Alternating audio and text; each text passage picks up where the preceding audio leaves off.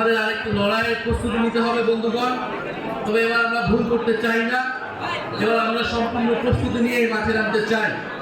গণ অভ্যুত্থান মতো হয়ে গিয়েছিল, সেই গণ অভ্যুত্থান পরবর্তী করণীয় ক্ষেত্রে আমরা অনেক কিছুই ভুল করেছি। ফলে আজকে দেশের এই বেহাল অবস্থা আবারও তৈরি হয়েছে।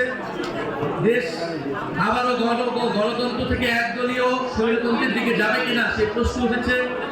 দেশের প্রতিষ্ঠানগুলোকে আবারই, প্রশাসনকে আবার একদলীয়করণ হচ্ছে। বাংলাদেশ ব্যাংকের পরিস্থিতি আপনারা দেখেছেন, মিডিয়ার ভাই বোনেরা বাসের পরিস্থিতি আপনারা দেখেছেন, এবং সর্বশেষ আমরা দুদকের পরিস্থিতি দেখলাম। কালার এক্সপার্ট এবং ডার্ক স্যাপ সমৃদ্ধ অরিক্স অ্যাডভান্স ডিটারজেন্ট পাউডার আপনার লন্ড্রি এক্সপার্ট। আইন অনুসারে একটি স্বাধীন নিরপেক্ষ প্রতিষ্ঠান, কিন্তু বাংলাদেশের ইতিহাসে কখনোই সেই স্বাধীনভাবে দুদক কাজ করতে পারে না। বিএনপির বর্তমান যে নেতৃবৃন্দ মির্জা ফখরুল ইসলাম আলমগীর, উনি এক সময় বলেছিলেন এই দুদক হচ্ছে বিরোধী দল দমন কমিশন। এই আমলে সেই জিনিসটাই থাকবে কিনা সেই প্রশ্ন আমাদের হচ্ছে।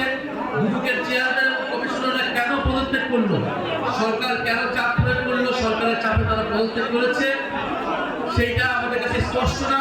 সেই জবাবদিহিতা আমরা নিশ্চিত করছি। নিশ্চয়ই সংসদে গেলে আমরা একটা কথা বলবো, আপনারা বাইরে যারা জনগণ রয়েছেন আপনারা তারাও কথা বলবেন, এবং দুদকের পরবর্তী চেয়ারম্যান কিভাবে নিয়োগ হবে, আপাতত দলীয় বিবেচনায় নিয়োগ হবে কিনা, নাকি বিরোধী দলের সাথে আলোচনা করে নিয়োগ হবে, সেই বিষয়ে প্রশ্ন আমরা রেখে যাচ্ছি। এবং ডার্ক স্যাপ সমৃদ্ধ অরিক্স অ্যাডভান্স ডিটারজেন্ট পাউডার আপনার লন্ড্রি এক্সপার্ট।